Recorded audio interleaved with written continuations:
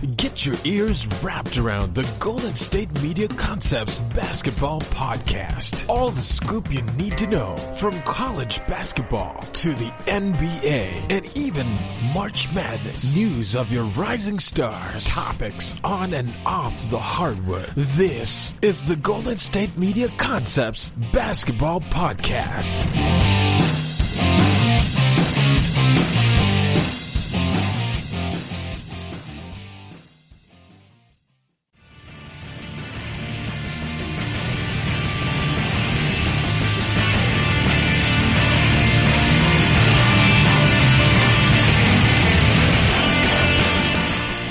Welcome into the GSMC Basketball Podcast. I am your host, Brice Lewis. You're listening here on the GSMC Podcast Network. And, you know, this past weekend, we really didn't have any legitimate basketball, but we had All-Star Weekend. One of the most fun times of the year for any basketball fan. Obviously, with all the games, rising stars, and celebrity, and all that good stuff. So obviously this show will be pretty much dedicated to all the things that happened during the All-Star break, plus some news and notes around the league. And obviously, I gotta talk about college basketball too. So we're gonna get right into the action right here, and we're gonna talk about the dunk contest that was. And I will say, for the second time in his career, and the last time in his career, because after the game he said he would not compete in another dunk contest, Aaron Gordon was screwed out of the dunk contest championship. I feel like if you watch the dunk contest, him and Derrick Jones Jr. had an excellent dunk contest final. It was one of the best in years. The best since Aaron Gordon and Zach LaVine. So if you notice, every time Aaron Gordon's in something, magic happens. But basically, he lost because in the last dunk, he jumped over 7'5", and I want to alliterate. 7'5" Taco Falls. And got a 47. And Derrick Jones Jr. got a 48 on his dunk in the last dunk of the dunk contest. And everybody said, okay, he's at least going to get max or 50. He got 47, and then you see the three people who gave 9s, and you're just like, rigged. That's what a lot of people said, rigged. Because you're just like, how? How does he get rigged? How does he not? Because a lot of people feel like Aaron Gordon should have won the first dunk contest. So it's kind of one of those things where you're just kind of like, wow. Now, obviously, a lot of people think that, Dwayne Wade might have rigged it because since he was a former Miami Heat guy and he gave it a 9, which, well, listen, if one of them had given him a 10, it would have been fine. But they didn't, and so now everybody's looking for, like, why? Who didn't give him the benefit of the doubt? Who caused him to lose, et cetera, right? Now, one thing that I want to point out, and I want to alliterate to everybody, is that Common, who was one of the judges, after the game, kept up with Shelby Roburn of the ESPN, great basketball reporter. Basically, she said that Common was like, well, we actually thought it was a 48, but for some reason somebody didn't do their part and gave it a 47. So that's why everybody's like rigged. Clearly, how it goes. It's just interesting how that happens. But, it was a great contest. It was a great competition. We saw a lot of great dunks. Dwight Howard had a very underrated dunk at first. He had like a stretching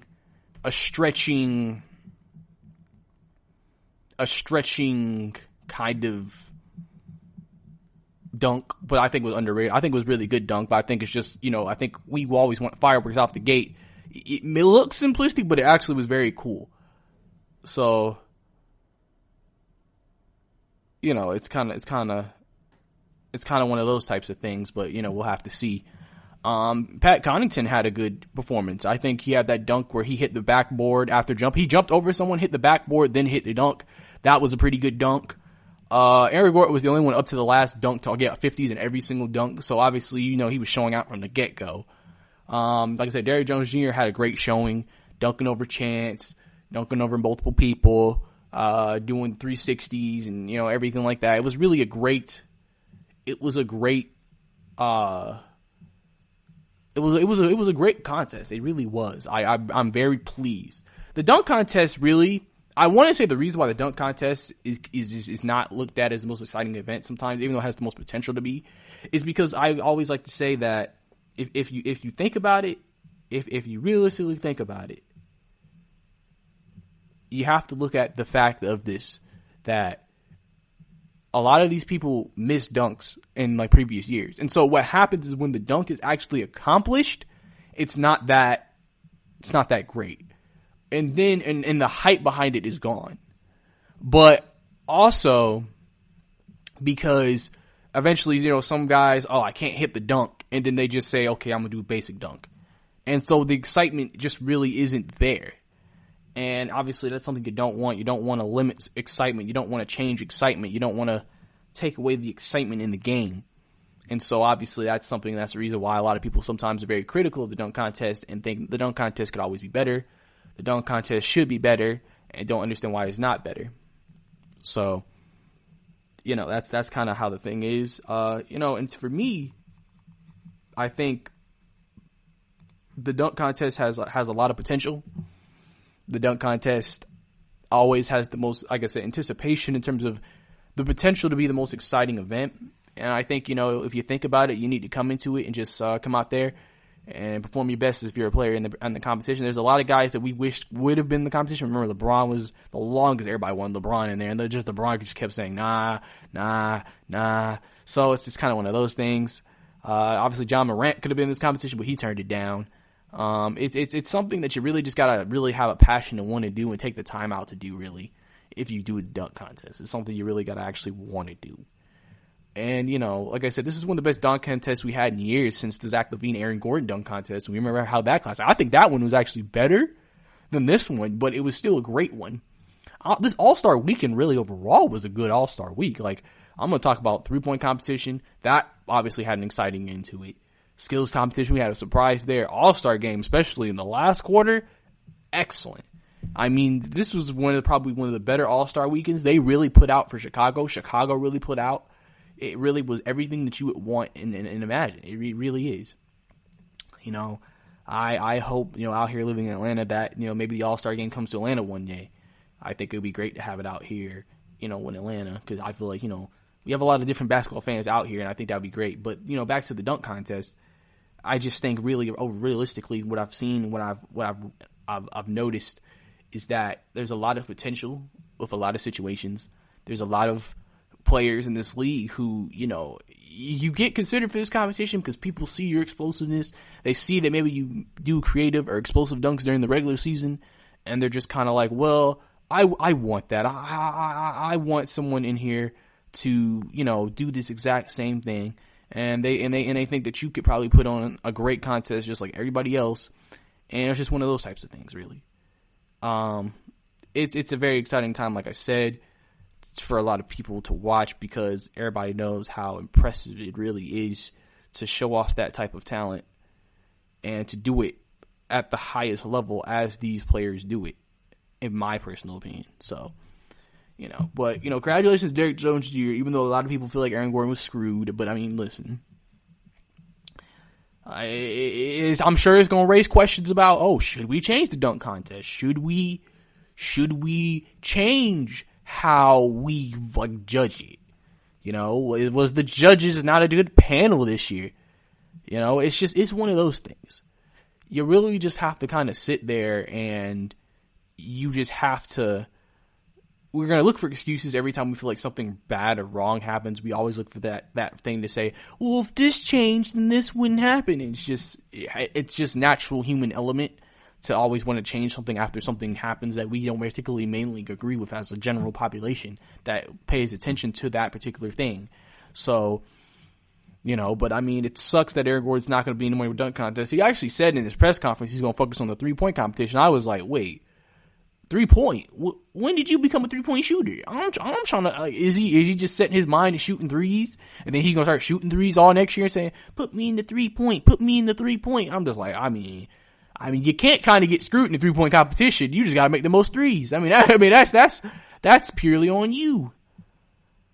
But obviously, one of the best dunks of the night I've ever seen was also when Aaron Gordon did the 360 off the back, off the side. Oh, that was great. That was great, man.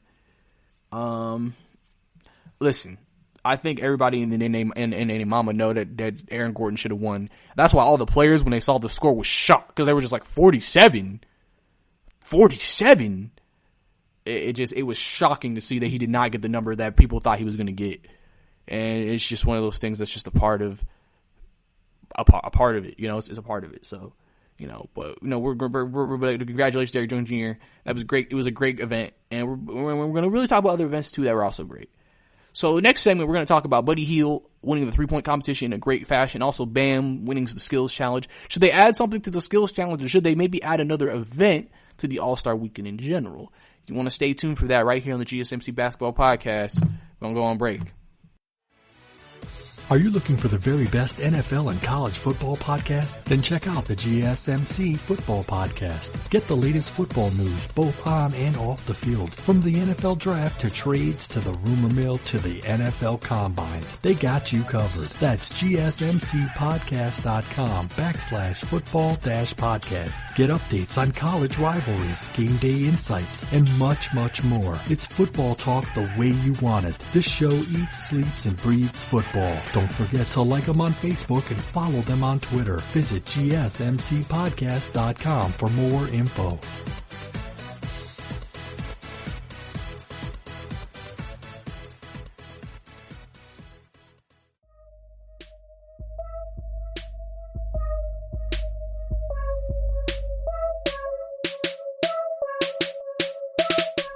Welcome back to the GSMC Basketball Podcast. Last segment, we talked about the fantastic dunk contest that was between Derrick Jones Jr. and between Aaron Gordon, where Aaron Gordon, a lot of people feel like should have won the contest, but did not. But it was okay, though. It's okay. It happens. Things happen. It's all good. You know, we got bound back. But, you know, we'll have to see what happens. But, so basically, also in the skills, in all NBA All-Star break, we have other events. One of the events I want to talk about is the 3-point competition. Obviously, the 3-point competition, a lot of people, for a couple of years, or for a few years, was actually saying that they felt as if that should be the last event in the All-Star, because that became kind of the most exciting event because of how many great shooters are in the league now. So the quality of the 3-point contest is going up. So I think that's why, you know what I'm saying, a lot of people were saying that. And this 3-point contest did not disappoint. This 3-point contest still was one of the best in the game. It was still one of the best. In my opinion, it was still one of the best, in my opinion. And I think that with the 3-point competition, obviously Buddy Hield won it. He won on the game walk-off 3. Basically, if we're going to skip past the first round, I was disappointed my boy Trae Young only got 15, but it's all good. It happens. But we're going to talk about that last round with the two. Devin Booker, who was, remember, he was not even supposed to be in it. A former 3-point champion. This event he's always been great in. Devin Booker is one of the best shooters and underrated shooters, in my opinion, in the league. He is up there to me with Steph Curry in them. A lot of people don't think about it because he's on the Suns and he doesn't get the recognition and credit. But how else do you think he averages 26 a game? Getting into the paint? No. He shoots a lot of threes. He shoots a lot of jumpers in general. He's one of the best pure stroke shots in the league. So that's why he's always able to come out on top and play at a high level from a shooting perspective, game in and game out. But in this 3-point contest, him and Buddy Hield, you know, obviously you got that last round, everybody's going. Obviously, Devin Booker went second after Robinson, I think, from the Miami Heat went. And Robinson had a good showing. He had 22. It kind of shows you it's like 22-23, your league's not safe. Maybe back in the day, if you get 22-23, you were pretty solid. This, not really. But, you know, he had that. And then Devin Booker came in and had 25. So 25 is a pretty good score. Like, that's a score like that, in most parts, should be able to win you a 3-point competition maybe about a decade ago. Like 25, you probably had it in the bag, you know, unless somebody got ultra hot, you probably had it in the bag. But So the thing about it is, in the situation, you know, if you think about it from the 3-point competition, Buddy Hield came out there and he lit it up. Buddy Hield, remember coming out of college, Buddy Hield just came a long way. Coming out of college, Buddy Hield was not known to be a 3-point shooter. He was not a good 3-point shooter. He was very, very below average at 3-point shooting. His question coming out of college was shooting. And now he shoots literally almost 40% from 3 in the last 2 years. That's why he was able to get the big deal he got. He's still shooting great from 3 now. And, you know, if you think about that, and they're shooting from 3 and doing all that,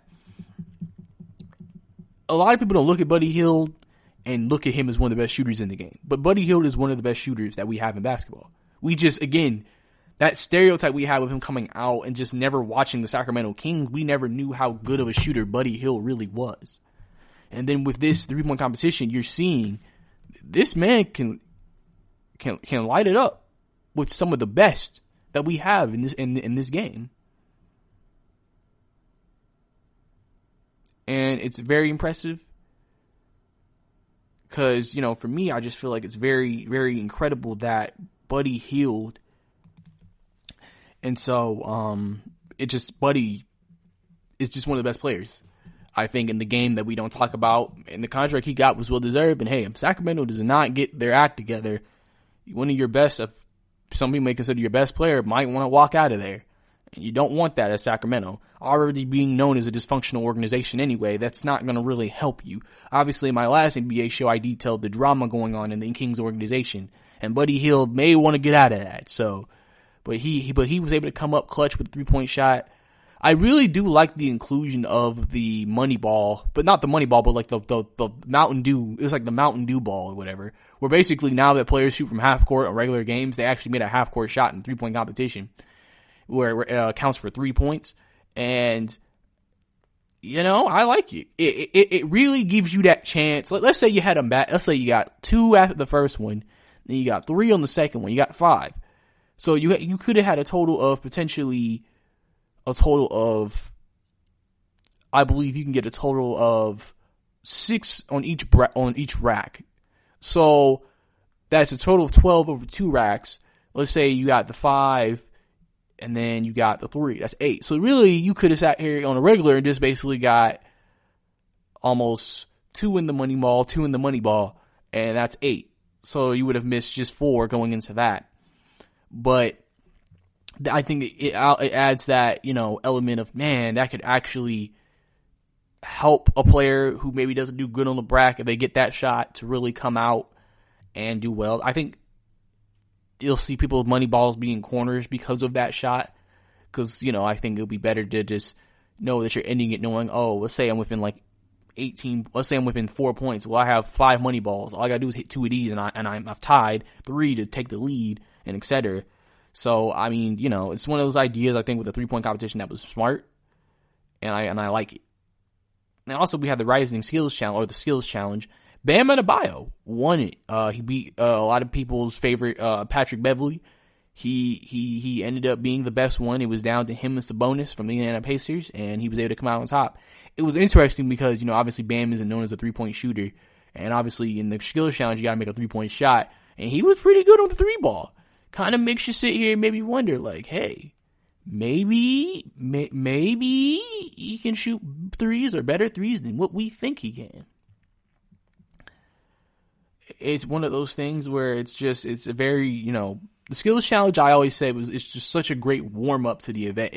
It's a great way to get crowd kind of going a little bit, but not also be too overly emotional where you're wore out like maybe like a dunk contest could do to you.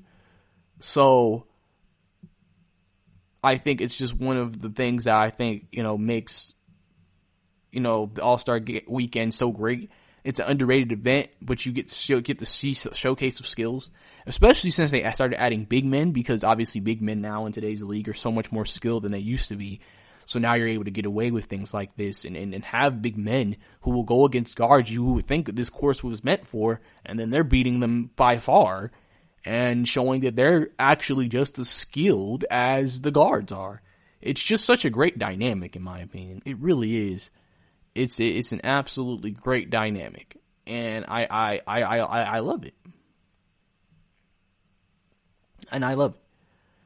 Like I said, the 3 events on that day was pretty solid. I think the All-Star second day was a pretty solid day.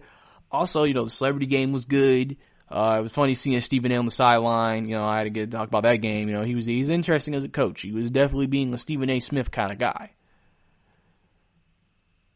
And it is funny. Stephen A. is a walking meme, so it's pretty exciting. It's pretty exciting stuff. And obviously, the Rising Stars, obviously it's always a great game to see Rising Stars play. Seeing all the young talent, obviously Miles Bridges from the U.S. team won. He had a big game. Charlotte has 3 Rising Stars. That should tell you that, hey, we all talk about Jordan, but at least he has 3 guys who are very, very good young players. Now, I'm not saying championship, but a very, very good young player. So, I'm glad about what happened there, and we'll have to see what happens going into the future, in my opinion, and so on and so forth. But, we'll see. But coming up next, was this the best All-Star game ever? Some people are saying that after that great fourth quarter we saw in the All-Star game. And the new format that they executed in this game worked. NBA did it right, and it worked. And I think it'll be here for years to come. For that and more here on the podcast, stay tuned. Check out the show that's built on the MMA. From the UFC to Extreme Cage Fighting, they got the fights covered. Check out the GSMC MMA podcast. Get the latest news on past or upcoming fights. Join us as we talk to and about some of the biggest names in the MMA, past, present, and future. When it's the fight game, there's just one show to check out. GSMCpodcast.com/MMA-podcast. Don't forget to like them on Facebook and follow them on Twitter. Visit GSMCpodcast.com for more info.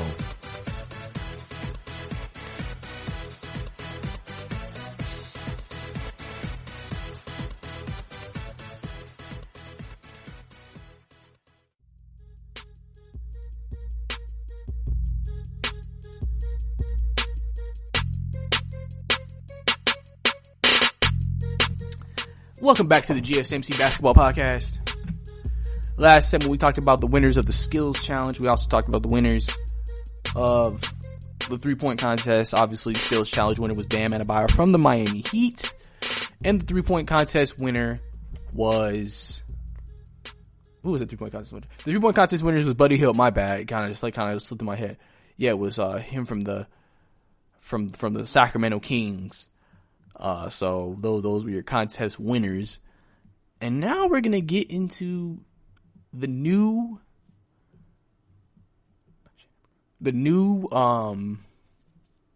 All-Star game that was played. And a lot of people feel like this was probably one of the best All-Star games that has been played in such a long time.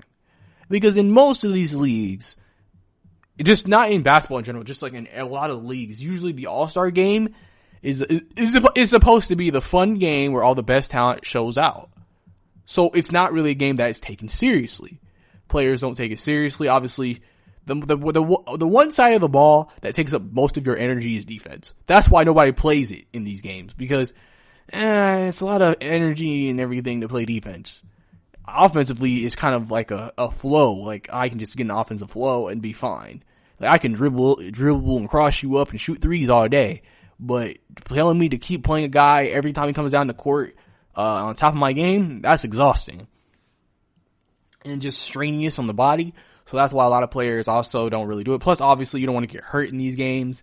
So obviously, you don't want to play too hard and get hurt. So, for the most part, I think it's important that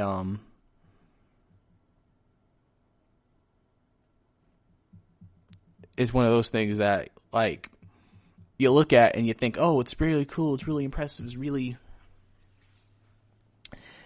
fantastic, if that makes sense to you. And this All-Star game, obviously, they did it where every quarter, whoever won the quarter got $100,000 towards their charity of their choice for whatever team LeBron, Team Giannis. And then the last quarter was going to be the Kobe quarter almost. I got to call it the Kobe quarter, where depending on whoever has the most points after the lead, there's going to be a target score where they'll just add 24 points to the person who has the hardest score. And then both teams have to hit that target to win the actual All-Star game. And obviously for the first 3 quarters of this, Team LeBron won the first quarter, Team Giannis won the second, and then it was tied in the third. So obviously everybody for the first 2 quarters were getting about the same amount of money to their charities. So obviously you get $300,000 in the last one in the Kobe quarter. And that's when the game really picked up. That's when the game really became exciting, because it basically became street ball. Because there's no time. Like, it's not like, oh, it's 10 minutes and the game's over. It will go as long until someone wins. And it was basically like a street ball. And then also, this is the All-Star game. Referees were swallowing the whistle. Like this brought probably some people back to 90s basketball. I mean, I saw players just getting bumped. Like, people were all up on each other, fouling, and nothing. Just nothing. It was very cool to see. You saw the best players in the NBA play hard against each other for charity. And it was just a great sight.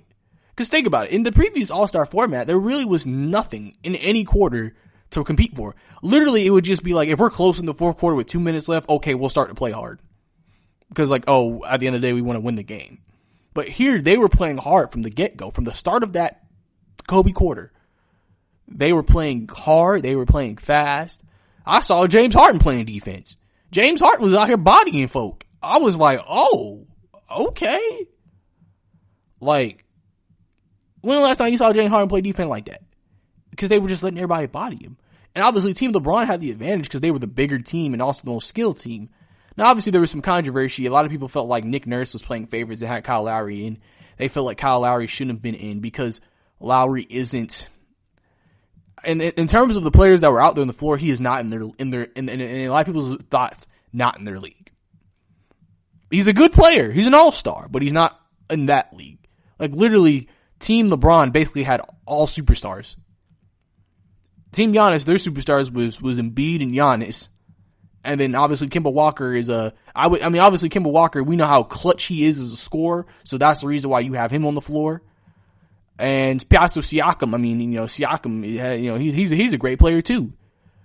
But people really thought Trae Young should have been out there because Trae Young gave them a better offensive matchup because Trae Young can stretch the floor and may be more creative and also set up for other teammates better than Kyle Lowry can. And so people thought that would have been better, but obviously the downside with him, especially with the way they were playing it, people thought he would be obviously a liability defensively, and they'd always switch on the Trae Young because he can't guard any of those players that were out there one-on-one. So it's kind of one of those things. But I mean, honestly, the game quality went up when that quarter hit, and it was just a great game. It was a great game. And I loved it, and I think a lot of people loved it. You could see the charities; they were excited. They were Team Giannis. They had the Team Giannis shirts and Team LeBron shirts, and those guys were fighting to win.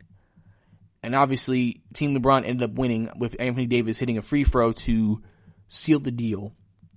And I guess in this situation, you have to give the NBA credit. This format worked. Initially, when it came out, a lot of people were kind of very skeptical. They kind of feel like, I don't really know if I like it. Because they just feel like, was it really necessary, et cetera, et cetera. But if this is what we're going to get every year, then I'm sure now they're like, well, we can keep it. We can keep it. Because it's like, first 3 quarters they're going to play around. But when that fourth one comes, the Kobe quarter, no time limit. You just got to hit 24 and hit the target score. And you're going to get some of the best players playing some of their best basketball. So, with that being said, it's obviously a great game. And it was great seeing the best players play that hard against each other. I made a tweet during the game saying, I said that Trae Young says also, so this is how it feels to play with talent. That's kind of funny, but, Devin Booker too. He's been there. He's like, Devin Booker first All-Star game. He's like, so this is what it feels like to play with some talent. It's pretty nice. But yeah, so like I said, the NBA was able to do it. The NBA was able to get away with it. The NBA was able to be successful. And, you know, I think it's one of those things, you know, it's one of those things that it just makes it really, really cool to me. And I definitely hope this stays. And I think now the only downside that you would be concerned with is, okay, they're playing very hard. So you saw people hitting the floor, flips and stuff, fouling kind of hard sometimes. Obviously, that is a little scary for teams, because if your best player, who you're paying $40 million, gets hurt in an all-star game, first, you're going to be furious. Second, you're going to be like, why are we playing so hard? Third, now every star player is going to be like, dang, he got hurt. I could get hurt. You know what? We're going to start just not giving a crud in the fourth quarter again, because we can't afford to get hurt. Like, that's always the thing about these extra additions. Like, that's why even during Olympics and FIFA, you know, if you get hurt, it's like now the top players in the game don't want to play, because it's just like, I don't want to be hurt. I don't want.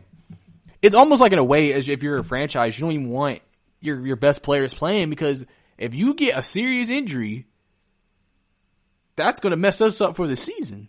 And we have goals. We don't want to get our season messed up because you want to go play for the US team.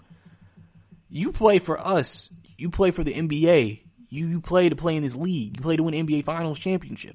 You don't play to win the Olympics. It's just an extra perk of playing in the NBA, because you can play for the Olympics and you can get those extra accolades. It's a great accomplishment. It's a cool accomplishment if you can do it. But it's not something that just looks like, oh man, I really gotta have it.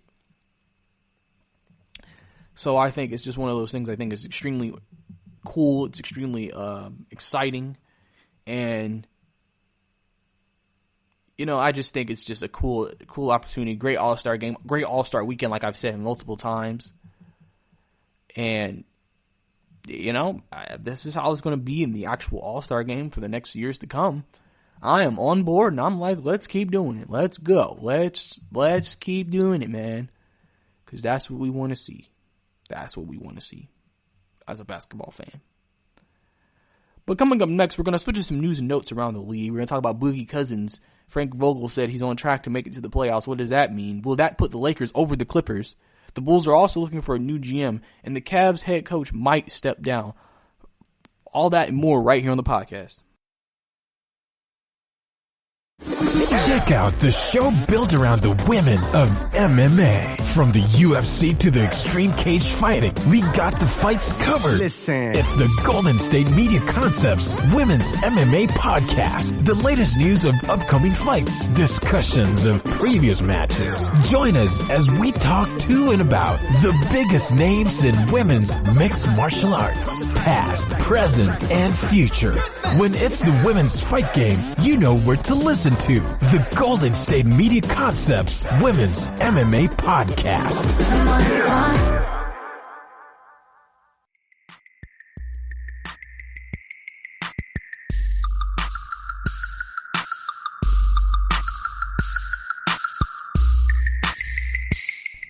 Welcome back to the GSMC Basketball Podcast. Last time we talked about that fantastic game that was the All-Star game. How the players play hard in the last quarter. How it was just exciting to watch. It was just a great time all around. Very exciting time for a lot of people. I would say so myself. To watch a game like that. Obviously, we don't usually have NBA All-Star games like that because players are not always playing at their best. But you know, we love it. We still love our players, and we love what they still do for us on a day-to-day basis. So, you know, just great to see that performance and see what happened. So, but now we're going to get into some news and notes around the league. Obviously, I got to tell y'all what's going on, some storylines. Obviously, interviews, press conferences happened, media happened, questions were asked. So we're going to talk about some of that here. And so, first thing we're going to talk about is Frank Vogel, head coach of the Los Angeles Lakers, was asked, is Boogie Cousins, what is his recovery? What is his update on his timeline? And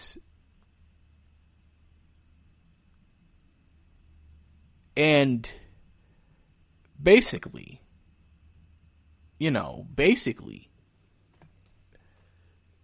he said he's in line to return for the playoffs. And I think that's what made it so interesting, because and Boogie,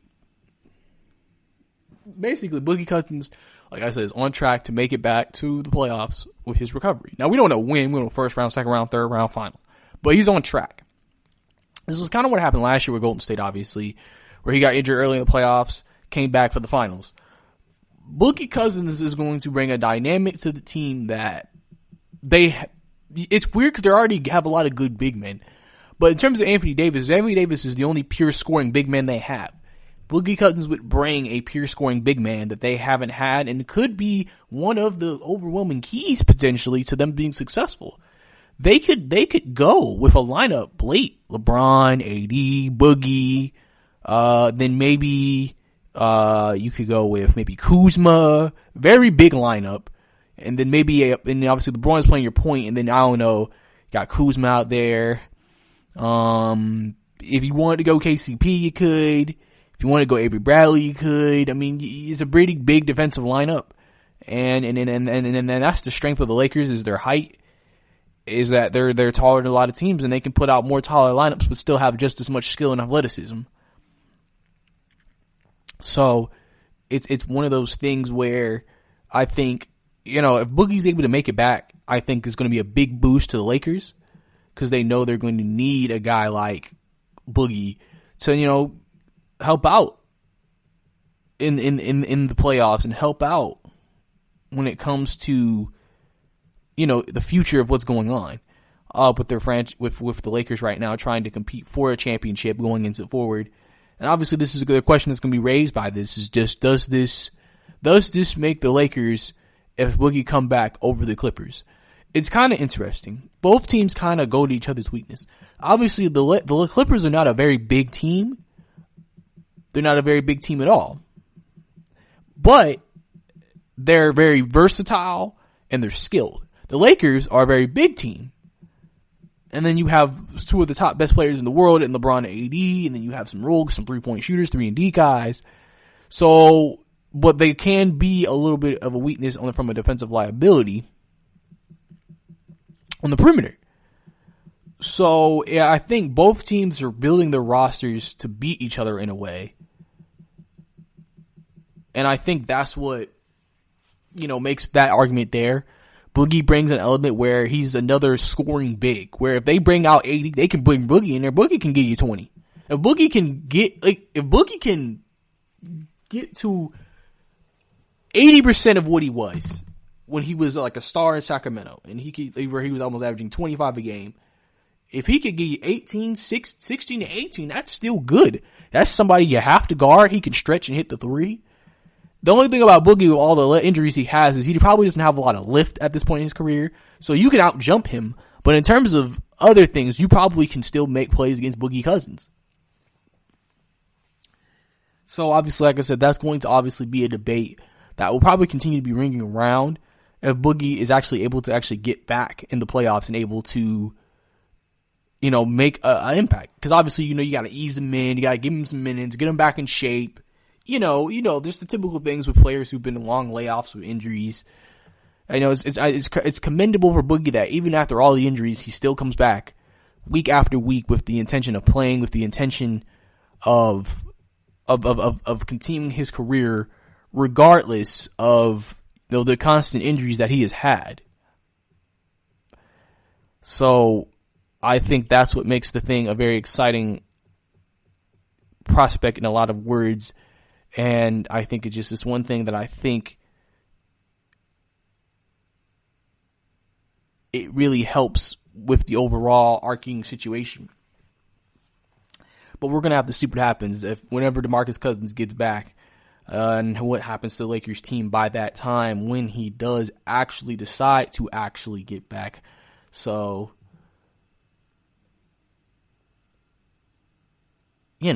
but in other news, the Chicago Bulls obviously do not have a general manager right now, and they are looking for a GM. They are looking for someone to run their process of basketball operations from a GM perspective. My bad. And so obviously, they're going to look for some guys to come out there every day and just basically find someone who can evaluate talent, which Chicago has a lot of young talent, but Chicago has not been able to really move up as much as you think they should. Zach LaVine obviously is having one of his best years as a player, but just in overall, they haven't had the structure to be that successful. I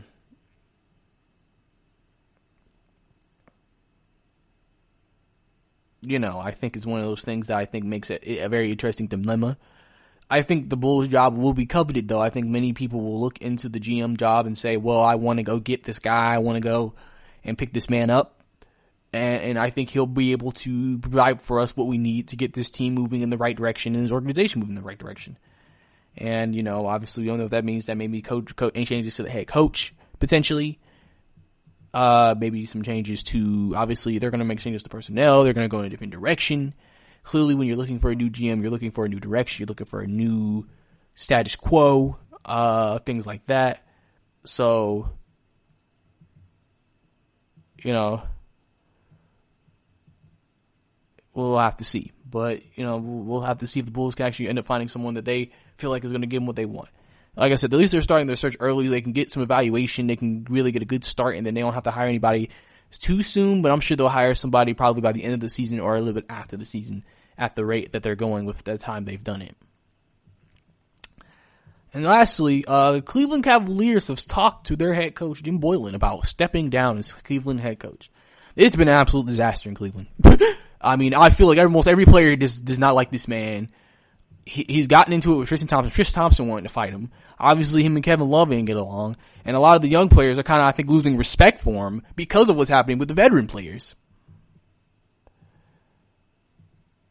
And I think, it's one of those things where I think they might need to cut their losses. It just seems like this was an absolutely horrible hire. Everybody questioned his hire because he's coming from college. Nobody even considered him an NBA. For some reason, they thought, well, we have a lot of young players. Let's hire a college head coach. And it's just like, you have to understand something. It's different when they're on scholarship, barely making it in their college dorm, and then in the NBA with millions of dollars, first class traveling, and popularity. You can't treat the players the exact same way, and it just seems like a rookie. It feels like it was a rookie mistake by Dan Gilbert in Cleveland for making that decision. They have to do better. Cleveland does not deserve this type of horrible management that they've been getting from this. Because how do you hire a guy like this, and now you're going to ask him half into his season to step down? We don't know if he's actually going to do it yet, but if he does, it just feels like what you're just putting yourself back out there. And I'm just like, okay, if you want to do that to yourself, that's on y'all. You're putting your franchise back and setting them back more directions, that's on you. So, that's happening out of Cleveland. But coming up next, we're obviously going to switch over to college basketball. We're going to talk about the scores and results from this past week. And we're also going to talk about the new AP poll coming up right here on the podcast. Tired of searching the vast jungle of podcasts? Now listen close and hear this out. There's a podcast network that covers just about everything that you've been searching. Hey! The Golden State Media Concepts Podcast Network is here. Nothing less than a podcast bliss with endless hours of podcast coverage.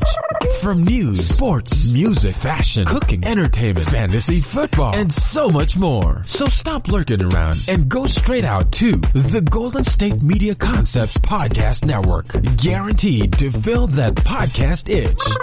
Whatever it may be. Visit us at www.gsmcpodcast.com. Follow us on Facebook and Twitter, and download us on iTunes, SoundCloud, and Google Play.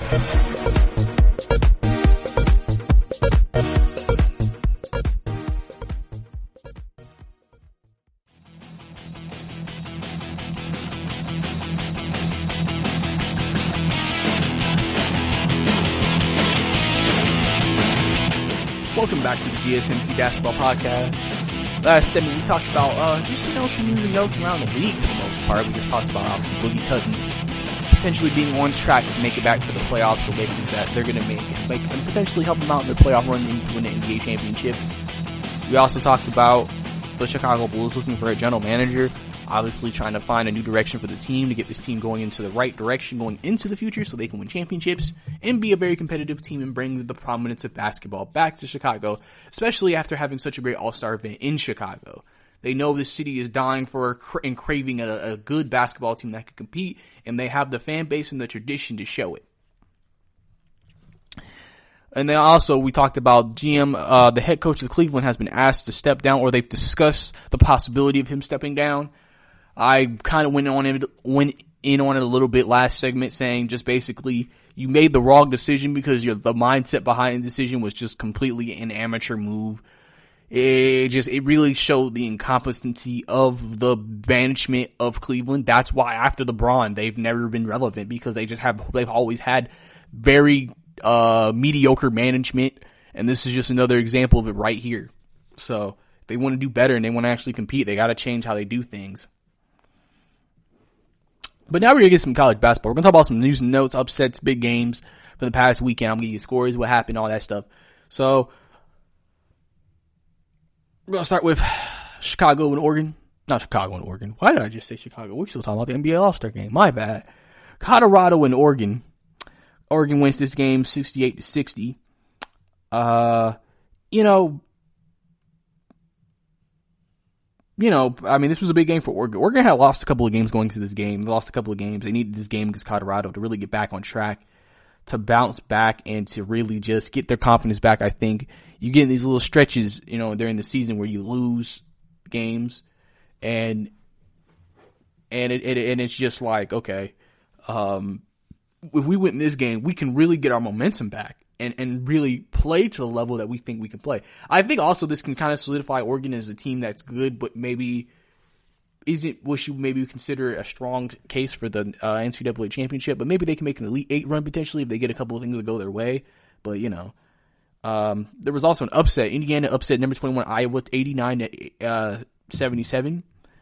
Obviously this is a big win for Indiana. Big Indiana getting this win is going to help them. Indiana hasn't had a bad year. It's just they've lost to a lot of the top 10s in their division, in their conference. And this was a win they needed. Even though it's not against the top, it's still a ranked opponent. It's still a good resume win. And it could really help them if they happen to be on the bubble when it comes around. So we'll have to see what happens there. Seton Hall, number 10 Seton Hall was upset by Providence 74-71. This isn't the first time Providence has upsetted someone. Providence, from record perspective, probably won't make the tournament, but they do get these key crucial wins. It makes you kind of wonder when it gets to the Big East tournament, could they potentially make a run? Because they've shown they can beat some of the top teams in the Big East. And so these are the teams that you kind of wonder, if they get a favorable bracket and everything, they might be able to pull off maybe an NCAA tournament bid by winning the tournament, because they're able to show competing at a high level against these teams. Missouri upsetted the Auburn Tigers 85-73. Missouri played one of their best games. In the first half, they bum rushed Auburn, and they didn't look back. And the Auburn has obviously, in the big games, they've played up to their talent. They played up to what you expect. But Auburn does play down the teams from times. When they were undefeated, they weren't. But I feel like they do what they have those games. Missouri's 12-13 on the year, so obviously this is a very inexcusable loss for Auburn. But obviously this is a big loss more for Auburn than really for Missouri, because again, unless they win the tournament, they're probably not going to get into the SEC tournament. They're probably not going to get into the NCAA tournament. So this isn't going to necessarily help them in that regard, but it hurts Auburn in losing a game like this. SMU upset at Houston 73-72 in overtime. The Mustangs are 18-6. This is one of the games I said potentially could be an upset, because the Mustangs are a very good basketball team. They're just not ranked. Obviously, winning this game helps them. They hit a 3-pointer with 31 seconds left in overtime to win the game and held on. So obviously, this is going to help. I think SMU will definitely, if not getting in from winning the tournament, or there will probably be an at-large bid, or I don't think they'll be on the bubble. I think they'll be an at-large bid. I think they've beaten quality opponents and they've had a good enough record to get that. If they end up being on the bubble, I expect them to definitely get in. I expect them to be there when it's time, unless they have a collapse down the stretch where they lose a multitudes of games to some of the bottom tier of the Big East, which I do not expect to actually, or the American Conference, which I do not expect to happen. So, Maryland beat Michigan State. Michigan State has really fell off. Michigan State now has 9 losses. They were just 16-5, and now they're 7. What are they now? They are approximately 17-9, and it's just like they're 2-4, 2-5 in the last game. And it's not looking good right now. This is why a lot of people from the boosters in Michigan State were getting on Izzo, and the team is just, how do you play the way you play and do the way you do and not be better?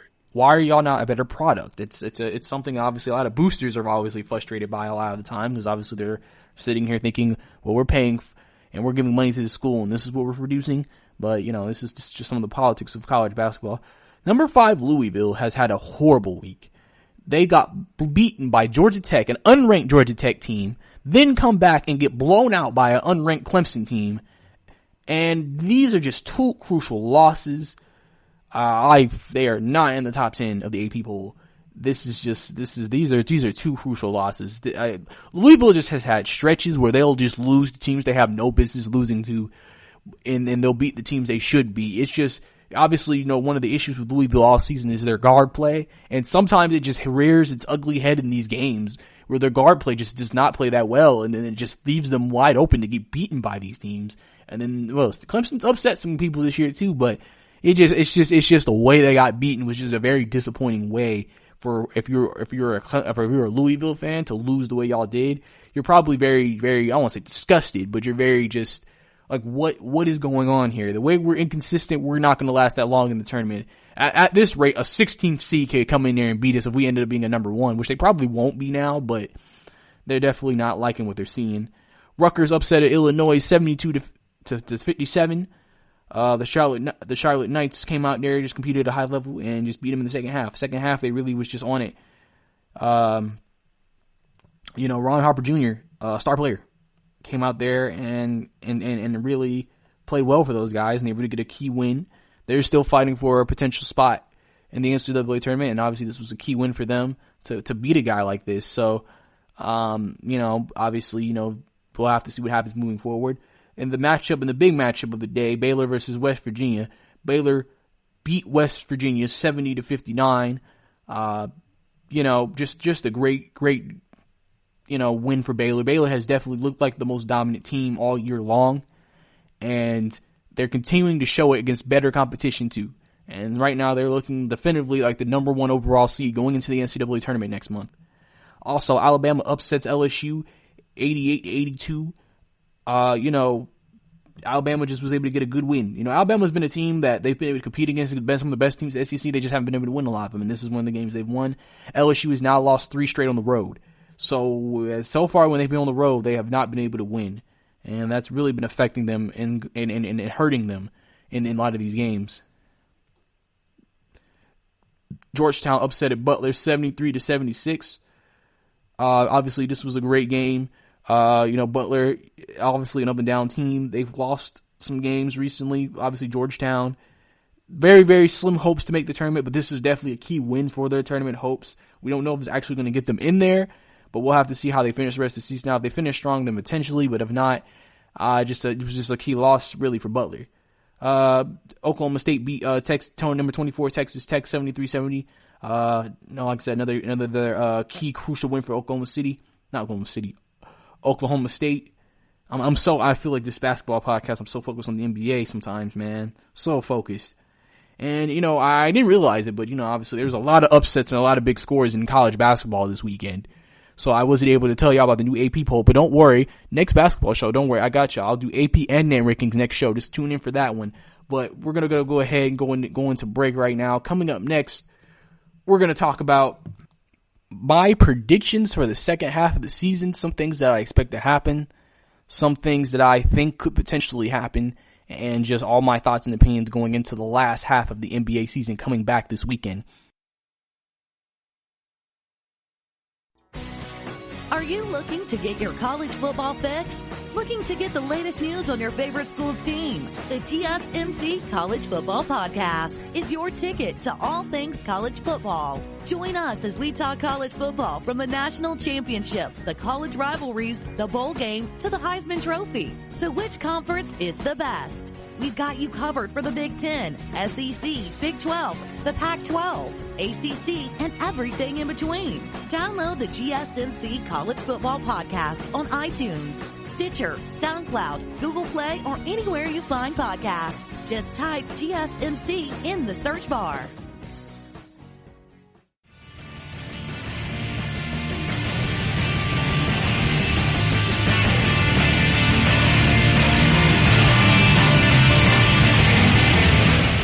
Welcome back to the GSMC Basketball Podcast. Last segment we talked about college basketball. I went on a little too long, but I was able to give you all the scores and updates around the country and tell you all what's going on with that. Obviously, like I said, next show I'll be able to tell y'all guys both AP and net rankings, plus obviously upcoming games going into the week. But now we're going to get to my second half of the NBA prediction show. Segment, where I'll tell you some things I think that are going to happen in the second half of the season, and we'll see. I guess if you want to call it bold predictions, you can. So my first prediction is that the Cleveland head coach, Jim Boylen, will step down. I believe I feel like if you're talking about it at the All-Star break, well, realistic. Your team isn't going to get better where it's like, wow, they're playing so much better, we need to reconsider. I mean, they could, but the way this team has looked, I don't think it's going to happen. I think if they came out the break and lost 10 straight, this man's going to step down. If any more spats or anything happens on the sidelines, it's over. If he can honestly, the big question with him is, can he make it to the end of the season? Can he make it to the last 82nd game that Cleveland plays? Can he make it to that game? If he can't make it to that game, then it's just the fact that you're already at All-Star break and you're already talking to him saying, hey, we might think it's in the best interest of this organization and of this team for you to step down. That's a big deal. That's a pretty big,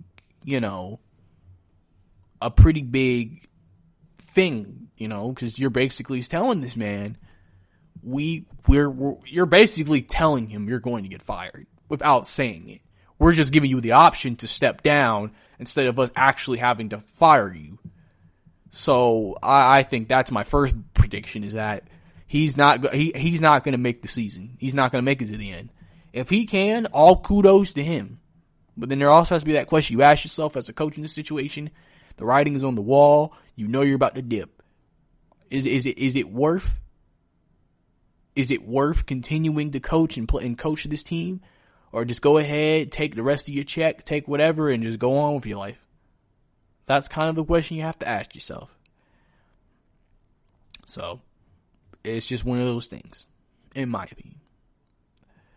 Another prediction I think is going to happen is in the Western Conference. I think that a lot of people are saying that they think the Pelicans or the Blazers are going to get their spot. One of my predictions is I think that the Memphis Grizzlies will hold on. I think they're going to hold on and keep and make it to the playoffs. I think especially now, remember, they started the season pretty bad, and now they're 2 games over 500. They have made strides from the beginning of the season to where they are now, and they're only getting better. It's kind of weird to tell me, as a team that's getting better, they're not going to make it. Now, I understand why you would think the Memphis Grizzlies won't hold on. They have the hardest schedule to end the year. They're playing against the most quality opponents. But here's the thing about the Pelicans. You don't know how they're going to come out and play every night. You don't know how Portland's going to come out and play every night with their injuries. Obviously, it's a very good possibility that they could catch them. I'm not making it seem like it's literally impossible. But I feel like Memphis, all they have to do is win enough games down the stretch where it's just going to be too much of an insurmountable outcome where they'll lose. Memphis just has to be able to stay in the fight and just keep doing their thing. John Morant, I think knows if he solidifies his playoff spot, Rookie of the Year is his for sure. That's why some people think if the Pelicans were able to get in over the Memphis Grizzlies, that Zion would get it, just because he was able to come back with one half of the season or a quarter, about 2 quarters of the season left, and basically lead his team to the playoffs over a guy who's played the whole year. And I just think that those things are potentially in the cards. They're in the books. So, I think it's going to be very interesting to see what happens in regards to what happens going into the future. I just think it's very interesting to me seeing, these things, seeing what happens. I wish both of them the best, obviously, but, I think Memphis is going to be able to actually hang on and keep it and be able to make the playoff game. That's the 8th spot. And they might get swept by the Lakers, but I think John Morant's definitely going to be an exciting player to watch. I know, but like I said before, I know a lot of people want to see the Zion versus LeBron matchup. So obviously from a ratings perspective, from a viewer's perspective, you're going to want to watch the Pelicans versus the Lakers because you're going to want to see Zion Williamson, a man who they think could be the next face of the league, against the old face and the face of the league, maybe even to this day, not Kevin Durant. What am I saying? Somebody slap me. LeBron James. Man, but yeah, so those are also one of my predictions. I also predict that I think Buddy Hield will request a trade after the season is over. I think he's in a situation where the key to the situation is going to be really what they do with Luke Walton. If you don't fire him, I think Buddy Hield is out of there. I honestly think it's one of those things. I think Buddy Hield is Sacramento's Lonzo Ball from when he was with the Lakers, where they just didn't get along, play time, just rubbed them the wrong way. I feel like that's kind of what's happening right here with Buddy Hield and Luke Walton. Just rubbing him the wrong way, benching him. It's not helping. It is not helping. And I think that it's something that I think just creates such an interesting dynamic, in my opinion. It's just such an interesting thing, in my opinion, to see what I've seen and to see it the way I've seen it, and that's why I feel like Luke Walton really isn't that good, in my opinion, as a head coach, because he's shown it in 2 situations. It's not working. It's just not working. Even when LeBron was there, they were talking about LeBron. You don't want him as the head coach. Luke Walton just doesn't have something that would make him a wanted head coach. And I think that's kind of the problem.